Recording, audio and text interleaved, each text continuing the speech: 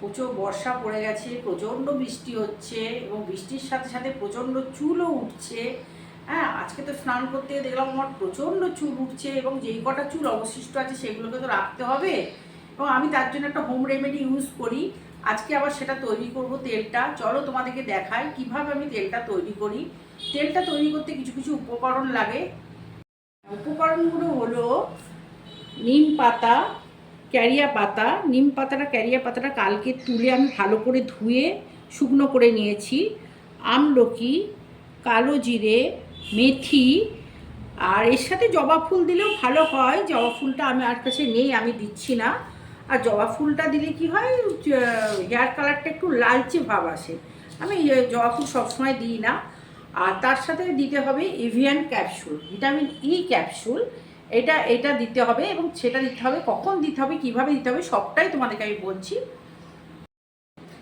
এই নারকেল তেলটা আমি ইউজ করি। এটা ভার্জিন কোকোনাট অয়েল। তেলটা ভীষণই ভালো। এটা ম্যাক্স কেয়ারের কোকোনাট অয়েল। এবং এই তেলটা আমি শুধু মাথায় মাখার জন্য ইউজ করি তা নয়, এটা মুখে টুকেও আমি ম্যাসাজ করি এই তেলটা দিয়ে।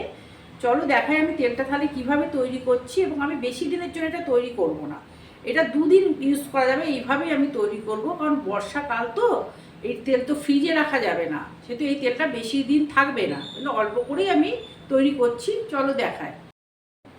চলো তেলটা তৈরি করা শুরু করলাম। আমি গ্যাস জেলে বাটিটা বসালাম এবং তেলটা আমি যেহেতু 2 দিনের জন্য করব সেহেতু খুব বেশি পরিমাণ নেব না। বর্ষাকাল তো, অন্য ওয়েদারে কিন্তু তোমরা 1 মাসের জন্য করে স্টোর করে রাখতে পারো, কোনো অসুবিধা হবে না এই তেলটা রাখলে। তো বর্ষাকালে যেহেতু আমলকি দেওয়া থাকে সেহেতু একটু অসুবিধা হতে পারে, তেল একটু গন্ধ হয়ে যায়। আর তেলটা আগে গরম হতে দেবো, গরম হয়ে যাওয়ার পর তারপর উপকরণগুলো দেবো। হ্যাঁ, তেলটা এবার গরম হয়ে গেছে, এবার উপকরণগুলো আমি আস্তে আস্তে দেবো। নিম পাতা দিলাম। নিম পাতাটা যেহেতু শুকনো করা আছে, দেখেছো তো বেশি ফাটছে না, নাহলে খুব মানে ফাটে, গায়ে তেল ছিটকে লাগে। এই যে উপকরণগুলো দিয়ে দিলাম, দিয়ে বেশিক্ষণ রাখবো না উপকরণ, বেশি ফুটানো চলবে না। এই যে উপকরণগুলো দিলাম, তেলটা একটু গরম করে দিলেই হয়ে গেলেই এটা অফ করে দিতে হবে। বেশি ফুটালে কিন্তু তেলটা একটা চিটচিটে ভাব এসে যাবে।